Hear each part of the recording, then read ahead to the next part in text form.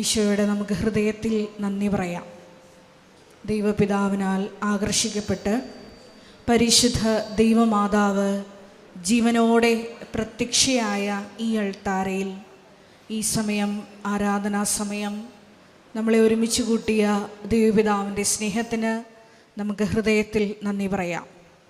2004 December 7-ാം തീയതി ഉച്ചകഴിഞ്ഞ് 2:30 ഇതുപോലൊരു ആരാധന മധ്യയാണ് ദൈവമാതാവ് ജീവനോടെ ഈ അൾത്താരയിൽ പ്രത്യക്ഷയായിക്കൊണ്ട് ദുരന്തം ഉണ്ടാകുവാൻ പോകുന്നു, പ്രാർത്ഥിക്കണമെന്ന വലിയ ദൈവിക സന്ദേശം കൈമാറിയത്.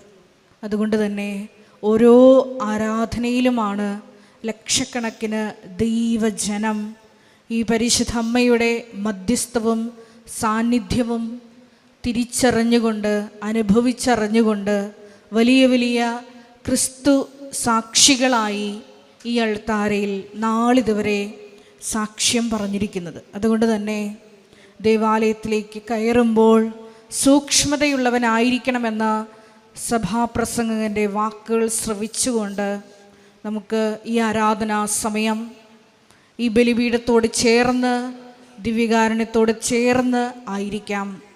നമ്മുടെ എല്ലാ വ്യക്തിപരമായ നൊമ്പരങ്ങളെയും ഈ സമയം ഈ അൾത്താരയിൽ ഇറക്കി വയ്ക്കാം. അതിനെക്കുറിച്ച് നമുക്ക് യാതൊരു ചിന്തയും വേണ്ട. കാരണം ലക്ഷക്കണക്കിന് മക്കളാണ് ഇതിനോടകം തന്നെ ഈ അൾത്താരയിൽ സാക്ഷ്യം പങ്കുവച്ചു പോയിട്ടുള്ളത്. ഈ ധ്യാനം നയിക്കുവാൻ പോകുന്ന കൃപാസനത്തിൻ്റെ സ്ഥാപക ഡയറക്ടറായ ബഹുമാനപ്പെട്ട VP ജോസഫ് അച്ഛനെ, ഈ ധ്യാനം നയിക്കാൻ പോകുന്ന അച്ഛനെ പ്രത്യേകമായിട്ട് ദൈവപിതാവിൻ്റെ കരങ്ങളിൽ സമർപ്പിച്ച് പ്രാർത്ഥിക്കാം. ഈശോയെ, ഈ ആരാധനയിലുടനീളം അച്ഛനിലൂടെ ഞങ്ങളോട് സംസാരിക്കണമേ എന്ന് നമുക്ക് ഹൃദയം തുറന്ന് പ്രാർത്ഥിക്കാം. ഞങ്ങളുടെ ഉടമ്പടി ജീവിതത്തിൽ വന്നു പോയിട്ടുള്ള എല്ലാ പാകപ്പിഴകളെയും തിരുത്തുവാൻ, ഉടമ്പടി നിബന്ധനകളിൽ വന്നു പോയിട്ടുള്ള അവിശ്വസ്തതകളെ പരിഹരിക്കാൻ ഉതകുന്ന തിരുവചനങ്ങളിലൂടെ ഈ ആരാധനയിലുടനീളം ഞങ്ങളെ ഓരോരുത്തരെയും വഴി നടത്തണമേ എന്ന് പ്രാർത്ഥിക്കുന്നു. അതുവഴി എത്രയും വേഗം പരിശുദ്ധ അമ്മയുടെ പ്രത്യക്ഷീകരണത്തിൻ്റെ സാക്ഷികളാക്കി ഞങ്ങളെ ഓരോരുത്തരെയും ഉയർത്തണമേ എന്ന് ഹൃദയത്തിൽ പ്രാർത്ഥിക്കാം. 2015 മുതൽ കൃപാസനത്തിൽ വന്ന് തീർത്ഥാടക ഉടമ്പടി എടുത്തു പോയിട്ടുള്ള മുഴുവൻ മക്കളെയും, അവരായിരിക്കുന്ന ഇടങ്ങളെയും, അവരുടെ വ്യക്തിപരമായ ഇപ്പോഴത്തെ ജീവിത സാഹചര്യങ്ങളെയും എല്ലാം നമുക്ക് ഈ അൾത്താരയിൽ സമർപ്പിച്ച് പ്രാർത്ഥിക്കാം. 2020 മുതൽ ഓൺലൈനായി വിവിധ ഭൂഖണ്ഡങ്ങളിൽ ഇരുന്നു കൊണ്ട് ഉടമ്പടി എടുത്ത് പ്രാർത്ഥിക്കുന്ന മുഴുവൻ മക്കളെയും ഈ അൾത്താരയിൽ ഒരിക്കൽ കൂടി സമർപ്പിച്ച് പ്രാർത്ഥിക്കാം. ഏറെ പ്രത്യേകമായിട്ട് ലൈറ്റ് എ ക്യാൻഡിൽ പ്രെയർ വഴിയായിട്ടും അവർ ഡെയിലി ബ്രെഡ് എന്ന ശുശ്രൂഷ വഴിയുമായിട്ടും ലക്ഷക്കണക്കിന് മക്കൾ ഓരോരോ ദിവസവും ഈ ആലയത്തിലേക്ക് തങ്ങളുടെ നിയോഗങ്ങൾ, നൊമ്പരങ്ങൾ സമർപ്പിക്കുന്നുണ്ട്. അവരുടെ ഓരോരുത്തരുടെയും നിയോഗങ്ങളെ ഈ അൾത്താരയിൽ നമുക്ക് പ്രത്യേകമായിട്ട് സമർപ്പിക്കാം. അവരെ പ്രത്യക്ഷീകരണത്തിൻ്റെ സാക്ഷികളാക്കി ഉയർത്തണമേ എന്ന് പ്രാർത്ഥിക്കാം. ഒരിക്കൽ കൂടെ നാളിതുവരെ കൃപാസനത്തിൽ വന്ന് മരിയൻ ഉടമ്പടിയെടുത്ത് പ്രാർത്ഥിച്ചു പോയിട്ടുള്ള മുഴുവൻ മക്കളുടെയും ദൈവ നിയോഗങ്ങളെ ഈ അൾത്താരയിൽ സമർപ്പിച്ചുകൊണ്ട് ദിവ്യകാരുണ്യനാഥനെ വരവേറ്റുകൊണ്ട് നമുക്ക് ദൈവസ്നേഹത്തോടെ ഒരു നിമിഷം ഇരുകരങ്ങളും ഉയർത്തി ശക്തമായി സ്തുതിക്കാം. ഹല്ലേലൂയ, ഹല്ലേലൂയ, മഹത്വം, മഹത്വം, ആരാധന, ആരാധന, ഹല്ലേലൂയ. യേശുവേ, നിന്റെ ശക്തി ഈ സമയം ഈ ആലയത്തിൽ പ്രകടമാക്കണമേ എന്ന് പ്രാർത്ഥിക്കുന്നു. നിന്റെ സാന്നിധ്യം ഈ സമയം ഈ ആലയത്തിൽ പ്രകടമാക്കണമേ എന്ന് പ്രാർത്ഥിക്കുന്നു. Hallelujah, hallelujah. പരിശുദ്ധ പരമ ദിവ്യ കാരുണ്യത്തിന് ആരാധനയും സ്തുതിയും പുകഴ്ചയും ഉണ്ടായിരിക്കട്ടെ. പരിശുദ്ധ പരമ ദിവ്യ കാരുണ്യത്തിന് നേരവും ആരാധനയും സ്തുതിയും പുകഴ്ചയും ഉണ്ടായിരിക്കട്ടെ. പരിശുദ്ധ പരമ ദിവ്യ കാരുണ്യത്തിന് നേരവും ആരാധനയും സ്തുതിയും പുകഴ്ചയും ഉണ്ടായിരിക്കട്ടെ. നമുക്കെല്ലാവർക്കും കൃപാസന മരിയൻ പ്രത്യക്ഷീകരണ മധ്യസ്ഥ പ്രാർത്ഥന ഏറ്റുചൊല്ലി പ്രാർത്ഥിക്കാം. അമ്മേ പരിശുദ്ധമ്മേ, അമ്മേ പരിശുദ്ധമ്മേ, ദൈവമാതാവേ, ദൈവമാതാവേ, കൃപാസനത്തിലൂടെ ഞങ്ങൾക്കും ഞങ്ങളുടെ ദേശത്തിനും അമ്മ മധ്യസ്ഥം തേടി തന്ന എല്ലാ അനുഗ്രഹങ്ങൾക്കും കൃപകൾക്കും ഞങ്ങളിപ്പോൾ ഹൃദയം നിറഞ്ഞ നന്ദി പറയുന്നു. നമുക്ക് സ്തുതിച്ച് പ്രാർത്ഥിക്കാം. Hallelujah, hallelujah. നാളിതുവരെ ഞങ്ങൾക്ക് നൽകിയ എല്ലാ കൃപകൾക്കും അനുഗ്രഹങ്ങൾക്കും സാക്ഷ്യങ്ങൾക്കും നന്ദി പറയുന്നു. Hallelujah, hallelujah. മഹത്വം, മഹത്വം, ആരാധന, ആരാധന. പിതാവേ, നന്ദി.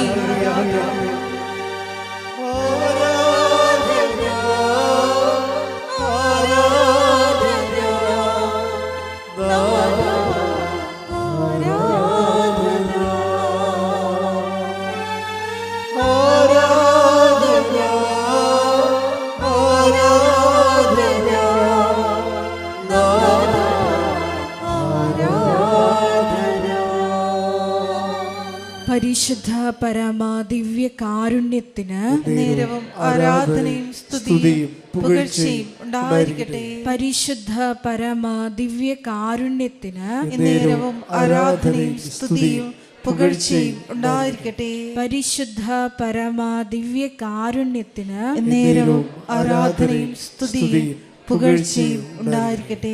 അമ്മേ പരിശുദ്ധമ്മേ, അമ്മേ പരിശുദ്ധമ്മേ, ദൈവമാതാവേ, ദൈവമാതാവേ, 2004 ഡിസംബർ 7-ാം തീയതി ഉച്ചകഴിഞ്ഞ് 2:30 കൃപാസനത്തിൽ സംഭവിച്ച അമ്മയുടെ പ്രത്യക്ഷപ്പെടലിനെ കുറിച്ച് തിരുസഭയ്ക്ക് സമർപ്പിച്ചിരിക്കുന്ന പഠനരേഖകളുടെ മേൽ വസ്തുനിഷ്ഠവും ദൈവശാസ്ത്ര വിധി പ്രകാരമുള്ളതുമായ അന്വേഷണ പഠനങ്ങൾ നടത്തി ആ പ്രത്യക്ഷപ്പെടലിലൂടെ പ്രകടമായ ദൈവമാതാവിന്റെ പ്രത്യേക കരുതലും സംരക്ഷണവും വെളിപ്പെടുത്തുന്ന പീഡിതരുടെ ആശ്വാസവും പ്രവാചകന്മാരുടെ രാജ്ഞിയും വാഗ്ദാനത്തിന്റെ പേടകവും പ്രപഞ്ച പ്രകൃതിയുടെ മാതാവുമായ പരിശുദ്ധ അമ്മയുടെ ഭക്തി തിരുസഭയിൽ കൂടുതൽ പ്രചരിച്ച് ജീവിതത്തിന്റെ ദുരിത ദുരന്ത അവസ്ഥകളിൽ അകപ്പെട്ടു കഴിയുന്ന അനേകായിരം മക്കൾക്ക് ദൈവത്തിന്റെ സാന്നിധ്യവും സന്ധിപ്പും കൂടുതൽ അനുഭവിക്കുക വഴി ആത്മീയ വിശുദ്ധിയും ദൈവശക്തിയും കൈവരിക്കുവാൻ ഞങ്ങളുടെ കുടുംബങ്ങളെ ഇടയാക്കണമേ. സ്തുതിച്ചു പ്രാർത്ഥിക്കാം. Hallelujah, hallelujah, hallelujah. ഈശോയെ, മരിയൻ ഉടമ്പടി എടുത്ത് പ്രാർത്ഥിക്കുന്ന ഞങ്ങളുടെ കുടുംബങ്ങളെ വിശുദ്ധീകരിക്കണമേ, ശക്തീകരിക്കണമേ, ആത്മാവാൽ വഴി നടത്തണമേ. Hallelujah, hallelujah. മഹത്വം, മഹത്വം.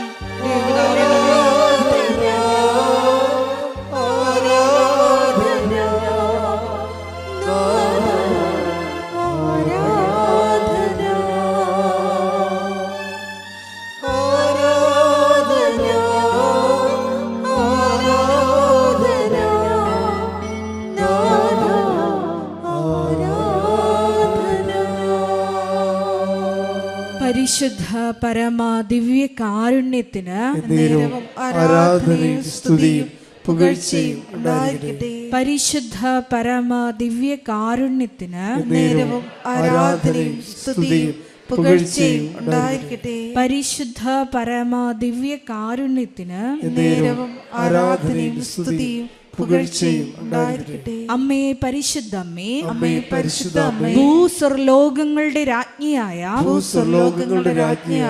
അങ്ങേയ്ക്ക് ഭൗമ സംരക്ഷണത്തിനായി പ്രപഞ്ച പ്രകൃതിയെ തന്നെ തിരുസഭ പ്രതിഷ്ഠിക്കുവാൻ ഈ പ്രത്യക്ഷീകരണം വഴി ഇടയാക്കണമേ. പരിശുദ്ധമ്മേ, ജപം ജപമാല മാതാവേ, ജപമാല മാതാവേ, സകല കൃപാസനം പ്രാർത്ഥനകളോടും ചേർത്ത്, സകല കൃപാസനം പ്രാർത്ഥനകളോടും ചേർത്ത് ഞങ്ങൾ ഇപ്പോൾ പ്രാർത്ഥിക്കുന്ന ഈ സമൂഹത്തിന്റെ പ്രത്യേക നിയോഗങ്ങളും നമ്മുടെ വ്യക്തിപരമായ പ്രാർത്ഥനാ വിഷയങ്ങൾ കൃപാസനത്തിൽ ജീവനോടെ പ്രത്യക്ഷയായ ദൈവമാതാവിൻ്റെ മധ്യസ്ഥതയിൽ ദിവ്യകാരുണ്യ സന്നിധിയിൽ സമർപ്പിച്ച് നമുക്കൊരു നിമിഷം മൗനമായി പ്രാർത്ഥിക്കാം.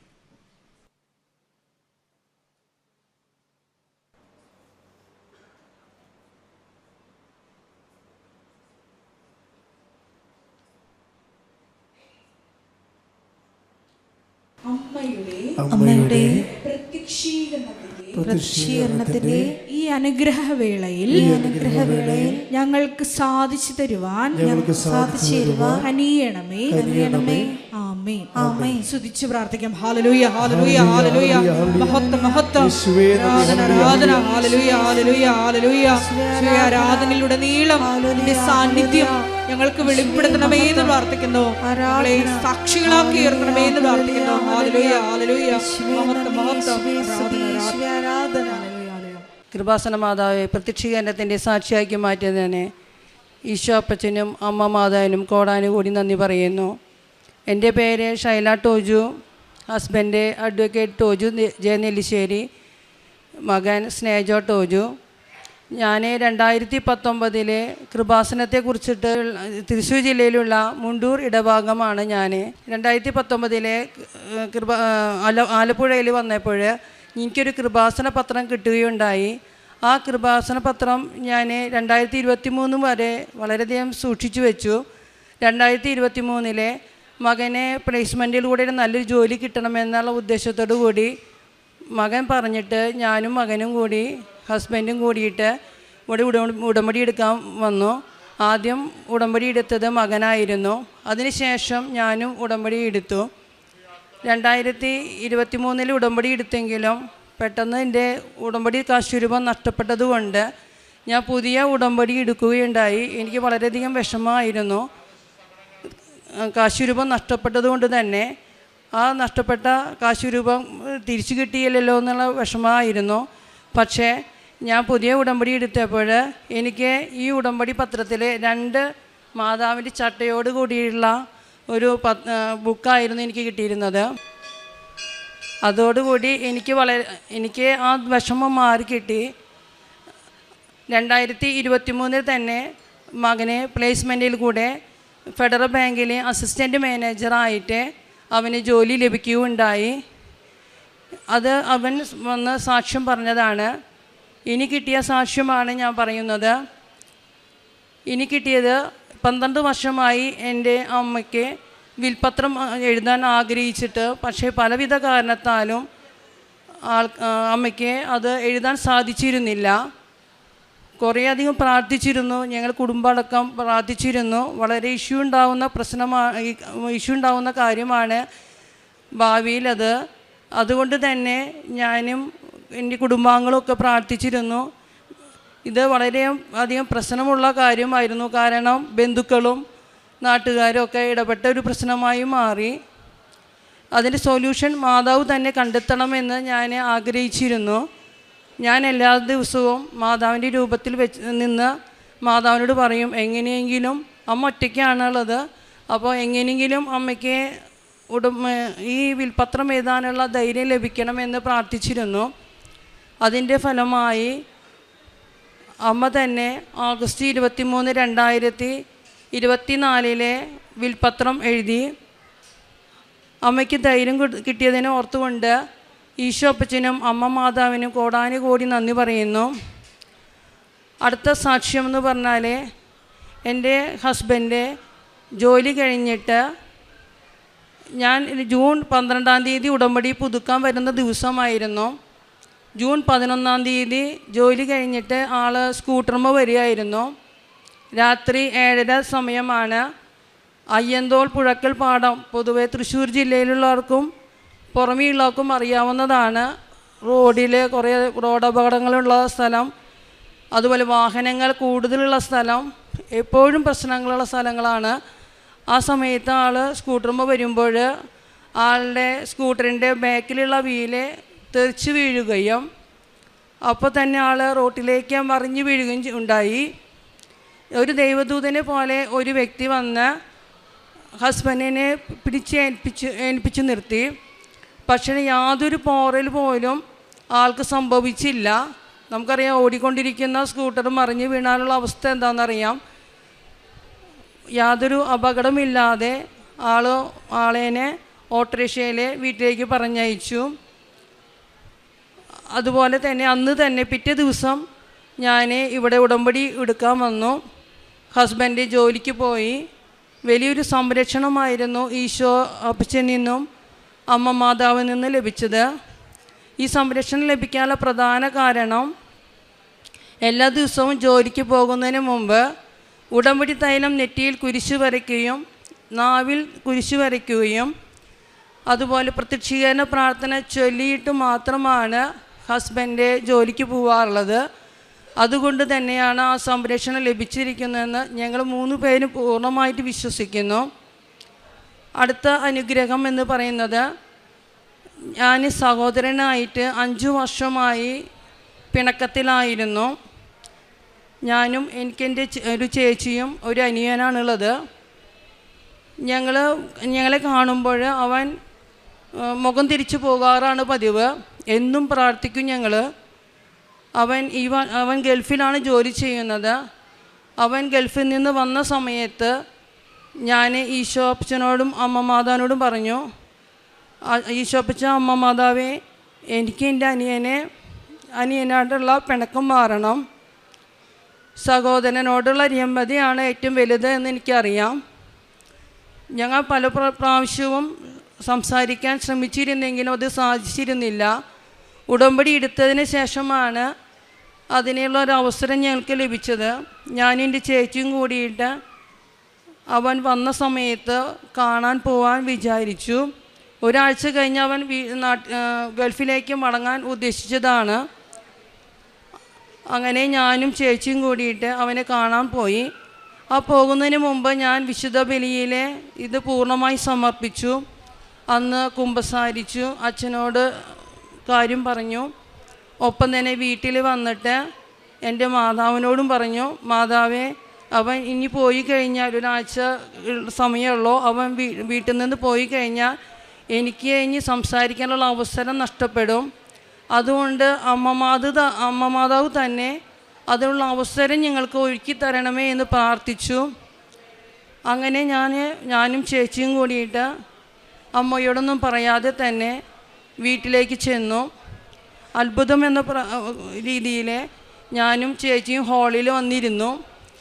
ഞങ്ങളെ കാണുമ്പോൾ നോക്കാതെ പോയിരുന്ന എൻ്റെ സഹോദരൻ ഞങ്ങളുടെ മുന്നിലെ കസേരയിൽ വന്നിരുന്നു. അപ്പോൾ ഞാൻ അവനോട് പറഞ്ഞു, ഞാൻ എന്നെ ആദ്യം സംസാരിക്കാൻ തുടങ്ങിയത്, നമ്മൾ 3 പേരും വിശ്വാസികൾ, ദൈവവിശ്വാസത്തിൽ ഉറച്ചു നിൽക്കുന്നവരാണ്. 3 പേരും എല്ലാ ദിവസവും പള്ളിയിൽ പോകുന്നവരാണ്. 3 പേരും കൃപാസനത്തിൽ വന്നവരാണ്. നമ്മൾ ഇങ്ങനെ പിണങ്ങിയിരുന്നാൽ നമുക്ക് കിട്ടേണ്ട അനുഗ്രഹം നഷ്ടപ്പെട്ടു പോകുമല്ലോ എന്ന് അവനോട് ഞാൻ പറഞ്ഞു. അപ്പോൾ അവൻ ഫ്രീ ആയിട്ട് എന്നോട് സംസാരിക്കാൻ തുടങ്ങി. ഇപ്പോൾ ഞങ്ങൾ വാട്സപ്പിൽ കൂടെയും വീഡിയോ കോളിലൊക്കെ ഞങ്ങൾ സംസാരിച്ചു തുടങ്ങി. അവൻ വളരെയധികം ഫ്രീ ആയി. അങ്ങനെ ഞങ്ങളുടെ ഇടയിലുള്ള പിണക്കം എൻ്റെ അമ്മമാതാവ് തന്നെ മാറ്റിത്തന്നു. അതിൽ ഈശോ അപ്പച്ചനും അമ്മ മാതാവിനും കോടാനുകോടി നന്ദി പറയുന്നു. പിന്നെ പ്രേക്ഷിത പ്രവർത്തനം എന്ന് പറഞ്ഞാൽ ഞാൻ പള്ളികളിലും അതുപോലെ തന്നെ ഹെൽത്ത് സെൻ്ററിലാണ് ഞാൻ കൂടുതൽ പ്രേക്ഷിത പ്രവർത്തനം ചെയ്യാറുള്ളത്. ഇതു മുമ്പ് ഞാൻ ഒരു പ്രൈവറ്റ് കോളേജിൽ പഠിപ്പിച്ചിരുന്നു. അതുകൊണ്ട് തന്നെ ഞാൻ അവിടെയുള്ള കുട്ടികൾക്ക് കൃപാസന പത്രം കൊടുക്കാറുണ്ട്. ഒപ്പം തന്നെ പ്രത്യക്ഷീകരണ പ്രാർത്ഥന അത് എഴുതി അതിൽ വിശ്വാസപ്രമാണം അതുപോലെ സ്വർഗസ്വനായ നന്മ നിറഞ്ഞ മറിയം ഒക്കെ എഴുതിയിട്ട് ആ കുട്ടികൾക്ക് ഞാൻ കൊടുക്കാറുണ്ട്. ക്രിസ്ത്യൻ സ്ഥാപനമായാലും അക്രൈസ്തവരെ നല്ല പോലെ വരുന്നൊരു സ്ഥാപനമാണ്. അതുകൊണ്ട് തന്നെ അവർക്കും വളരെയധികം അനുഗ്രഹങ്ങൾ ഈ കൃപാസന പത്രത്തിലൂടെ അവർക്ക് ലഭിച്ചിട്ടുണ്ട്. പിന്നെ ഹെൽത്ത് സെൻറ്ററിൽ പോയി കഴിഞ്ഞാൽ ഞാൻ നേരത്തെ പോയിരിക്കും. എന്നിട്ട് ആൾക്കാർ വരുമ്പോൾ അവരോടൊക്കെ എനിക്ക് ആദ്യം എനിക്ക് കിട്ടിയിരിക്കുന്നത് മകൻ്റെ പ്ലേസ്മെൻറ്റ് മുഖാന്തരം. അവൻ 22 വയസ്സിലാണ് ജോലിക്ക് കയറിയത്. അപ്പോൾ അത് ഞാൻ അവരോടൊക്കെ പറയും.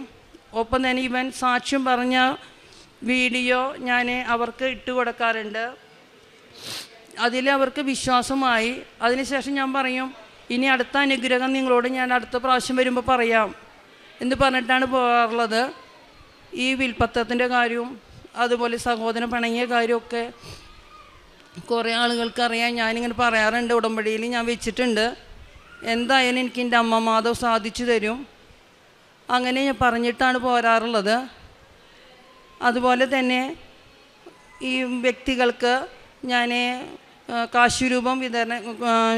കാശുരൂപവും അതുപോലെ പത്രം അതൊക്കെ ഞാൻ കൊടുത്തിട്ടുണ്ട്. ഉടമ്പടി തേനും ഉപ്പും ഞാൻ കൊടുത്തിട്ടുണ്ട്. പിന്നെ കാരുണ്യ പ്രവൃത്തി എന്ന് പറഞ്ഞാൽ വീട്ടിൽ വരുന്ന വ്യക്തികൾക്ക് എനിക്ക് കഴിയുന്ന രീതിയിൽ ഞാൻ സഹായിക്കാറുണ്ട്. ആരെയും നിരാശപ്പെടുത്താറില്ല. അതുപോലെ തന്നെ ഞാൻ എൻ്റെ ഹസ്ബൻഡിനോടും വലിയ തുകയാണെങ്കിൽ, ചിലപ്പോൾ കിഡ്നിയുടെ കംപ്ലൈൻ്റ് ഉള്ള വ്യക്തികളാവാം, അങ്ങനെ കേട്ട് യൂട്യൂബിൽ വരുന്ന കാര്യങ്ങളാവാം, ഹാർട്ട് പേഷ്യൻ്റ് ആവാം, അല്ലെങ്കിൽ വീൽ ചെയർ ആവശ്യമുള്ളവരായിരിക്കാം.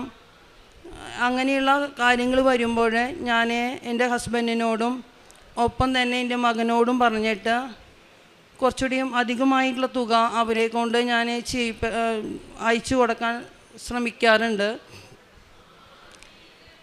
പിന്നെ ആത്മീയ ജീവിതം എന്ന് പറഞ്ഞാൽ ഞാൻ എല്ലാ ദിവസവും വിശുദ്ധ ബലിയിൽ പങ്കെടുക്കാറുണ്ട്. 2 ആഴ്ച കൂടുമ്പോൾ കുമ്പസാരിക്കും. അതുപോലെ തന്നെ അരമണിക്കൂറിലധികം കാലത്തും വൈകിട്ടും ഞാൻ വിശുദ്ധ ഗ്രന്ഥം വായിക്കാറുണ്ട്. അതുപോലെ അച്ഛൻ്റെ ടോക്കുകൾ നന്നായി കേൾക്കും, സാക്ഷ്യങ്ങളും കേൾക്കും, ഒപ്പം പണിയും എടുക്കും. അച്ഛൻ്റെ ടോക്കിലെ ഏറ്റവും പ്രധാനപ്പെട്ടതിൽ എനിക്കൊരു തെറ്റുള്ളത് അത് തിരുത്തി. കാരണം ഞാൻ സ്വർഗസ്ഥനായ ഞങ്ങളുടെ പിതാവേ എന്നുള്ളതിൽ ഏറ്റവും കൂടുതൽ വെയിറ്റേജ് കൊടുത്തിരുന്നത് അന്നന്ന് വേണ്ട ആഹാരം ഞങ്ങൾക്ക് തരണമേ എന്നായിരുന്നു. ഞാൻ ചെറുപ്പം മുതലേ മകൻ വന്നപ്പോൾ മകനോടും പറഞ്ഞു, നമുക്ക് വേണ്ടത് അന്നന്ന് വേണ്ട ആഹാരമാണ് മകനെ. അങ്ങനെ പറഞ്ഞ് പഠിപ്പിച്ചിരുന്നു. പക്ഷേ അച്ഛൻ്റെ ടോക്കിൽ നിന്ന് മനസ്സിലായി, പ്രലോഭനങ്ങളിൽ ഉൾപ്പെടുത്തരുതേ, തിന്മയിൽ നിന്ന് ഞങ്ങളെ രക്ഷിക്കണമേ, അതാണ് ഏറ്റവും പ്രധാനപ്പെട്ടത് എന്ന്, അതിനാണ് ഏറ്റവും വെയിറ്റേജ് എന്ന് അച്ഛൻ പറഞ്ഞതോടെ എനിക്കത് പൂർണ്ണമായും മനസ്സിലായി. പിന്നെ സമ്പൂർണ്ണ ജപമാല ഞാൻ ചിലപ്പോഴൊക്കെ മിക്കവാറും ഞാൻ നിയോഗം വെച്ചിട്ട് ആണ് സമ്പൂർണ്ണ ജപമാല ചെല്ലാറുള്ളത്. അതുപോലെ നിത്യജീവനെ കുറിച്ചിട്ടുള്ള കൂടുതലായിട്ടുള്ള അല്ലെങ്കിൽ മേറിയിട്ടുള്ള അറിവ് ലഭിച്ചത് നമുക്കിനി വേണ്ടത് നിത്യജീവനാണെന്ന് ഞാനിപ്പോഴും ഹസ്ബൻഡിനോടും മകനോടും പറയാറുണ്ട്. ഇവിടുത്തെ സന്തോഷത്തേക്കാളും ഉപരി നമുക്ക് നമ്മുടെ അവിടെ സ്വർഗത്തിലെത്തുന്നതായിരിക്കും, അത് നിത്യജീവനാണെന്നൊക്കെ ഞാൻ പറഞ്ഞ് സംസാരിക്കാറുണ്ട്. ഇതാണ് എൻ്റെ ആത്മീയ ജീവിതം. ഇത്ര അനുഗ്രഹം തന്നിട്ടുള്ള, പിന്നെ എനിക്ക് സ്പർശിച്ചിട്ടുള്ള ബൈബിൾ വചനം എന്ന് പറഞ്ഞാൽ 1 തെസ്സലോനിക്കാർക്ക് എഴുതിയ ലേഖനം അധ്യായം 5 16, 17, 18 വാക്യങ്ങൾ. സദാ സന്തോഷിക്കുക, ഇടവിടാതെ പ്രാർത്ഥിക്കുക, എല്ലാത്തിനും കുറിച്ച് നന്ദി പറയുക എന്നതാണ് യേശുക്രിസ്തുവിൽ നിങ്ങളെക്കുറിച്ചുള്ള ദൈവഹിതം. ഒപ്പം ഞാൻ വേറൊരു പ്രാർത്ഥനയും ഉണ്ട്, മിക്ക 7:7. അതിൽ പറയുന്നത് നിൻ്റെ ദൈവം നിൻ്റെ പ്രാർത്ഥന കേൾക്കും. ഈ 2 കാര്യങ്ങളുണ്ട്. പിന്നെ ഞാൻ പൊതുവെ ചെയ്യാറുള്ളൊരു കാര്യമാണ്, എൻ്റെ പ്രത്യേകിച്ച് മകനോട് ഫോൺ ചെയ്യുമ്പോൾ എനിക്ക് ഫോൺ ചെയ്ത് അവസാനിച്ച് കഴിഞ്ഞാൽ എനിക്കൊരു ഹല്ലേലൂയ ആവേ മരിയ പറയണം. ഹല്ലേലൂയ ഈശോയ്ക്കും ആവേ മരിയ അമ്മ മാതാവിനും. ഒപ്പം ഞാൻ എൻ്റെ ഔസേപിതാവിനും വിളിക്കാറുണ്ട്. കാരണം എൻ്റെ മകൻ്റെ നാമധേയം ഔസേപിതാവാണ്. അവസാനം ഞങ്ങൾ ഫോൺ ചെയ്യുമ്പോൾ അപ്പം എപ്പോഴെങ്കിലും അത് മറുപടി പറഞ്ഞില്ലെങ്കിൽ ഞാൻ ഇവിടെ നിന്ന് ഹല്ലേലൂയ ആവേ മരിയ പറയുമ്പോൾ ഒപ്പം തന്നെ അവനും അത് തിരിച്ചു പറയണം. പറഞ്ഞില്ല ഞാൻ വീണ്ടും റിപ്പീറ്റ് ചെയ്യും, വിളിക്കും. അപ്പോൾ അവനത് അറിയാം, ഹല്ലേലൂയ ആവേ മരിയ പറയാം. ഒരിക്കൽ കൂടി ഞാൻ ഈശോ അപ്പച്ചനും അമ്മ മാതാവിനും എൻ്റെ ഔസേപ്പിതാവിനും നന്ദി പറഞ്ഞുകൊണ്ട് എൻ്റെ സാക്ഷ്യം ഇവിടെ സമർപ്പിക്കുന്നു.